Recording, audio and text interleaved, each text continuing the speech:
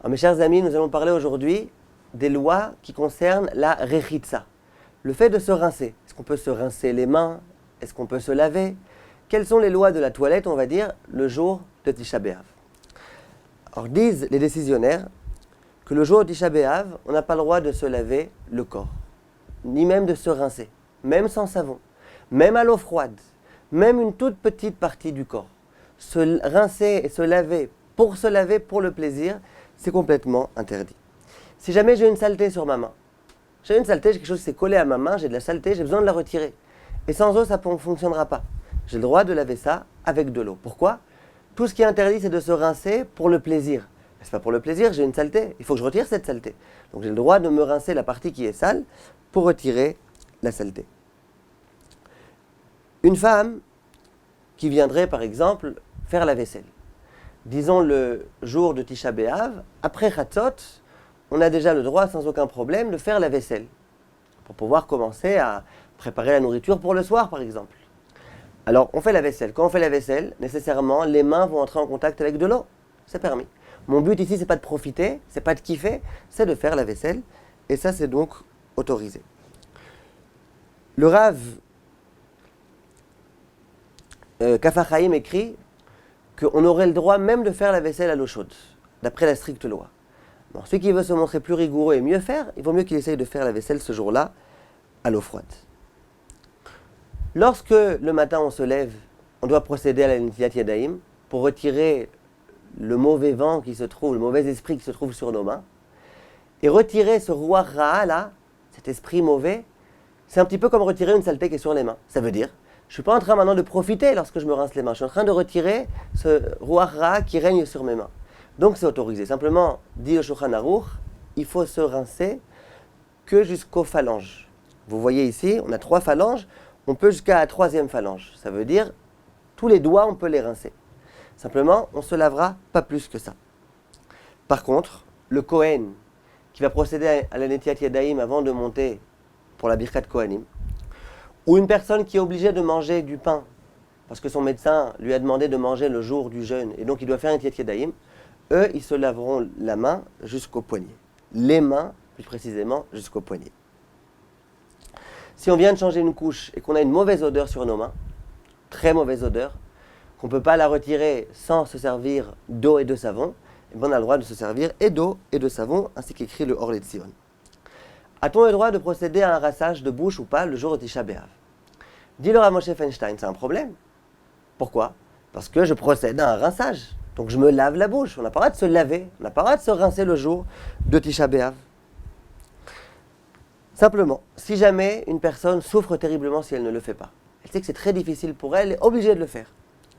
Alors là, le Chaye Adam autorise. Simplement, il dit qu'il faut laisser la bouche vers le bas, comme ça, la tête vers le bas inclinée, pour pas qu'il y ait un risque qu'on en vienne à avaler de l'eau. Une personne qui aurait une mauvaise odeur, une mauvaise haleine qui sort de sa bouche et qui aimerait donc procéder à un bain, avec même quelque chose qui a un petit peu de goût. Dit le Minchat Yitzhak, si la personne elle souffre terriblement de ça, et qu'elle est incapable de sortir, qu'elle souffre de ça, elle souffre de ce mauvais goût, de cette haleine qu'elle a dans sa bouche, si elle souffre beaucoup, on peut lui autoriser de le faire.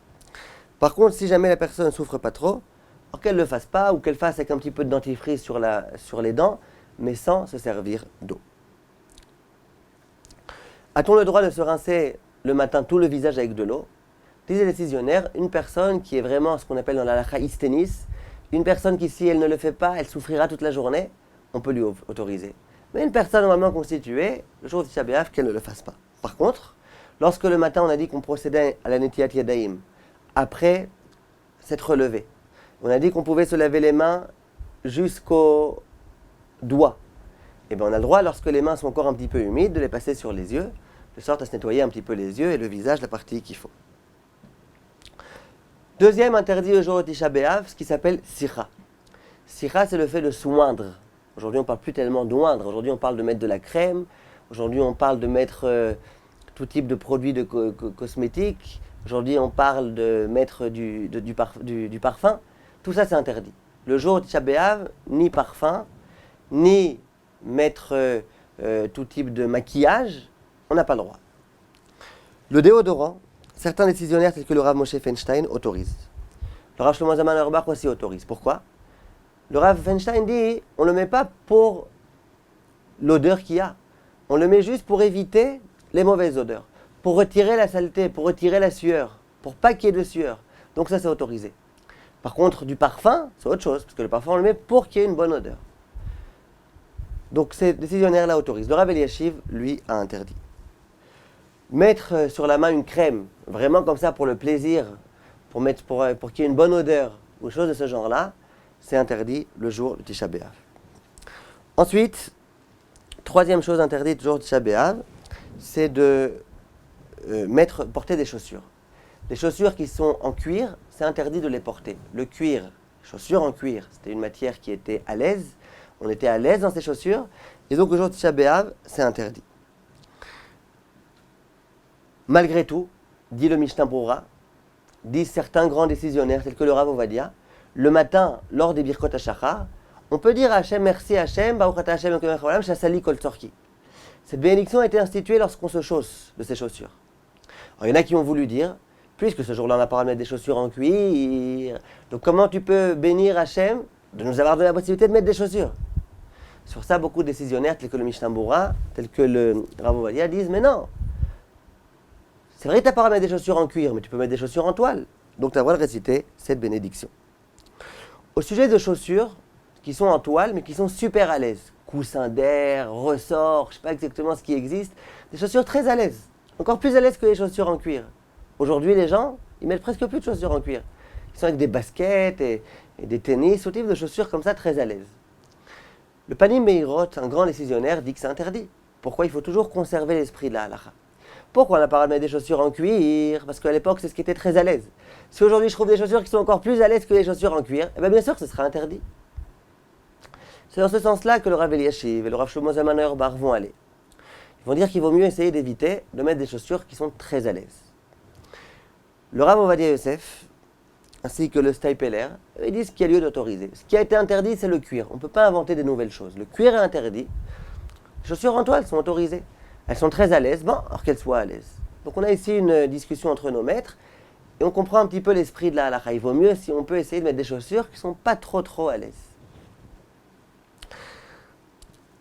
Lorsque les chaussures sont en toile, simplement que les scratchs simplement sont en cuir, et le but de ces scratchs, c'est pas de protéger le pied, c'est juste de pouvoir tenir la chaussure sur le pied. Ça, le Chida autorise. De la même façon, si ma chaussure est en toile et qu'il y a une petite fleur comme ça en cuir qui est là pour la décoration de la chaussure, il n'y a strictement aucun problème. Autre point important, il est écrit que le jour de Tisha B'Av, il est interdit d'avoir des relations conjugales. Et le Shulchan Aruch va écrire qu'il ne faut pas dormir non plus dans le même lit. Pourquoi? Lech lech amrinan et nezira. Le nazir, on lui recommande de s'écarter au maximum du vin et de tout ce qui peut s'apparenter au vin. Ben là, pareil. Si on dit à cet homme-là, tu peux être dans le lit avec ta femme, etc., mais tu n'as pas le droit d'avoir une relation, il risque malheureusement d'en arriver au pire. Donc, il ne faut pas dormir dans le même lit. On m'a souvent posé la question, est-ce qu'il faut alors séparer les lits? J'ai écrit une longue tchouva à ce sujet, qui se trouve d'ailleurs sur le site Torah Academy, une tchouva qui est écrite en hébreu, et dans laquelle je prouve que ce n'est pas obligatoire. Ça veut dire, si c'est deux lits qui sont séparés, simplement, c'est deux lits distincts, simplement qui sont collés l'un à l'autre, on a le droit de dormir chacun dans son lit, bien que les lits sont accolés l'un à l'autre. C'est pas comme lorsque la femme est nida.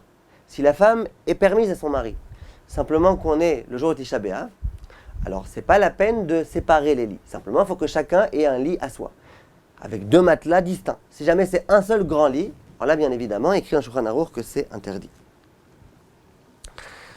Se passer des objets de main en main ou choses de ce genre-là, lorsque la femme n'est pas nida, ça, il y a lieu d'autoriser, il n'y a pas de problème. Par contre, toucher sa femme, si c'est de façon affectueuse, alors là, il faut éviter. Si ce n'est pas de façon affectueuse, la nuit, on préfère éviter, le jour, on peut autoriser. Ensuite, la femme a le droit, le jour de Tisha B'Av, d'après la halakha stricte, elle a le droit, si elle veut, de mettre des bijoux. Simplement, la coutume, c'est essayer d'éviter. Jour de Tisha B'Av, malgré tout, c'est jour de Tisha B'Av. Donc, on n'est pas en train de se pomponner, etc., de mettre des bijoux et tout. Mais d'après la halakha, si une femme souhaite mettre des bijoux, pas les bijoux qu'elle met Shabbat et Yom Tov, les bijoux qu'elle met en semaine, elle aura le droit, le jour de Tisha B'Av, de les porter. Ensuite, que se passe-t-il lorsque le Tisha B'Av tombe un Shabbat et que le jeûne est reporté au dimanche, au 10 Av? Est-ce que le Shabbat de Tisha B'Av, on peut avoir des relations ou pas? L'opinion du Shulchan Aruch, c'est d'autoriser. Telle est la coutume Sfarad. L'opinion du Rama, du Rav Ashkenazim, c'est d'éviter. Lorsqu'il y a un cas de nécessité, par exemple c'est le soir du mikvé, la femme va se tremper vendredi soir. Ou par exemple que le couple a besoin de se retrouver, a envie de se retrouver, on peut autoriser s'il y a une grande nécessité, même pour les Ashkenazim. Maintenant, le Or Letzion écrit que même les Sfaradim, il vaut mieux qu'ils évitent d'avoir des relations conjugales ce vendredi soir en question. Mais à nouveau, d'après la halakha, c'est autorisé pour les Sfaradim en tous les cas, sans aucun problème. Dernier point important, le jour de Tisha B'Av, il est écrit En Sheilat Shalom B'Tisha B'Av. C'est pas un jour où on vous rencontre les amis, ah comment ça va, tu vas bien, bonjour, etc. Le jour de Tisha B'Av, on reste bouche bée. On rencontre un ami, c'est pas la peine de lui parler, de lui dire bonjour, comment ça va, shalom, etc. S'il y a quelqu'un qui vient me dire bonjour parce qu'il ne connaît pas cette halakha, écrit que je peux lui répondre. Mais avec beaucoup de sérieux, bonjour. Pas ah comment ça va, on commence à blaguer. Non, bonjour. Il est écrit aussi dans Shulchan Aruch, Yesh mi sheomer shelo yeler ve'yitayel bashuk, kedei shelo yavo lidei schok ve'kalut rosh. Il y en a qui disent que le jour de Tisha B'Av, c'est pas un jour où on doit se promener. On se promène dans la rue, on commence à s'amuser, on rencontre des connaissances, et puis on risque d'en venir à beaucoup discuter et à détacher son esprit du deuil du Beth Amikdash. Donc il vaut mieux rester dans un coin, rester à la maison, au Beth Knesset, c'est l'idéal, et pas trop se promener et s'amuser un petit peu partout. A-t-on le droit, le jour de Tisha B'Av, de dire, par exemple à son ami ou à son épouse qui se trouve quelque part, avant d'aller dormir, Laila Tov, bonne nuit. Le Leket Yosher dit que c'est permis. Je rencontre quelqu'un dans la rue, et je ne me vois pas de rien lui dire. Est-ce que j'ai le droit de lui faire un petit signe de la tête? Réponse, c'est permis. Je rencontre quelqu'un qui a eu un bébé il n'y a pas longtemps. Je le rencontre aujourd'hui pour la première fois, le jour de Tisha B'Av. Est-ce que j'ai le droit de lui dire Mazal Tov? Dire Shalom et tout, on a dit que non. Mazal Tov, j'ai le droit ou pas? Des décisionnaires, on a le droit. C'est une bracha, c'est pas un bonjour, c'est une bracha, ça on a le droit. Si je viens le voir exprès pour lui dire ça, il vaudrait mieux chercher un autre moment que le jour de Tisha B'Av. Mais en tous les cas, si je le rencontre à ce moment-là que je veux lui dire Mazal Tov, ou s'il y a une Brit Mila le jour de Tisha B'Av, ou quelque chose du genre, j'ai le droit de le dire. De dire Refoua Shelema à quelqu'un qui est malade, j'ai le droit aussi de le faire. C'est à nouveau, c'est pas dire bonjour, c'est pas demander des nouvelles, c'est bénir quelqu'un et lui souhaiter nos meilleurs souhaits. J'étais avec quelqu'un, je vais lui dire au revoir. Est-ce que j'ai le droit ou pas? Le Rav Shlomo Zalman Auerbach dit qu'il vaut mieux lui dire de la façon suivante, Shenizke leitraot bebinyan bet hamikdash bekarov. Qu'on ait Bezrat Hashem le mérite de se revoir, pas stam au revoir. Qu'on puisse se revoir Bezrat Hashem rapidement avec le Bet Hamikdash reconstruit. Offrir un cadeau à quelqu'un pendant Tisha B'Av, c'est interdit. Parce qu'offrir un cadeau, c'est comme lui dire je m'intéresse à toi, je veux savoir comment tu vas, je souhaite ton bien. Et donc ça procède un petit peu du même problème que de dire à quelqu'un shalom. Donc on n'a pas le droit. Promettre à quelqu'un un cadeau pendant Tisha B'Av, c'est aussi interdit. Par contre, s'il s'agit d'un pauvre, non seulement on peut lui donner de la tzedaka, mais on peut lui offrir des cadeaux si on sait qu'il a besoin de ce cadeau. Et c'est quelque chose d'important. Autre point important, le jour de Tisha B'Av, c'est interdit d'étudier la Torah. Ça veut dire quoi, c'est interdit? Il y a des paragraphes, des passages qu'on a le droit d'étudier. Et il y a des passages qu'on n'a pas le droit d'étudier. Les passages qu'on a le droit d'étudier, il faut les étudier. Chaque homme a l'obligation d'étudier la Torah tous les jours. Tous les jours, ça inclut aussi Tisha B'Av. Ah, mais Tisha B'Av, il y a des choses que je n'ai pas le droit d'étudier. C'est vrai. On étudie ce que tu as le droit d'étudier. Comme ça, beaucoup de décisionnaires disent que c'est pas que le jour de Tisha B'Av, on est dispensé d'étudier, on fait ce qu'on veut. Non, on doit étudier. Simplement, la halakha nous dit qu'est-ce qu'on doit étudier et qu'est-ce qu'on n'a pas le droit. Il y en a qui vont dire que non. Le jour de Tisha B'Av, on est complètement dispensé d'étudier. C'est sûr qu'on a le droit d'étudier ce qui est autorisé, mais on n'est pas obligé d'étudier toute la journée. C'est une grande discussion entre les décisionnaires. En tous les cas, on a le droit, par exemple, d'étudier Yov, le livre de Yov, de Job. On a le droit d'étudier la Megillah de Echa. On a le droit d'étudier les lois du deuil. On a le droit d'étudier, par exemple, le traité de Moed Katan, le 3e chapitre, dans lequel la Gemara traite de tous les sujets de deuil. Ça, c'est des études qui attrissent un petit peu, ça c'est autorisé. Il y a toute une sugia qu'on a le droit d'étudier dans Masechet Gitin, qui relate tous les faits qu'il y a eu au moment de la destruction du Beth Amikdash, c'est autorisé aussi. Il y a, bref, certaines choses qu'on a le droit, certaines choses qu'on n'a pas le droit. Par exemple, étudier du moussar, des choses qui sont censées nous rapprocher d'Hachem, nous réveiller, nous faire changer, nous corriger, faire progresser. Tout ça, c'est autorisé, ainsi que l'écrivent les décisionnaires. Voilà, on a parlé de ce qu'on a pu, il y aurait d'autres choses, mais à mon avis, il y a déjà un certain nombre de points qui étaient importants et qu'il fallait connaître. Et Bezrat Hashem à nouveau, Yehi Ratzon, Kikadosh Baruch Hu, nous reconstruise le Beth Amikdash, Bekarov, Bekarov, Bekarov Mamash, Amen. Kol tout, mes chers amis, et à bientôt.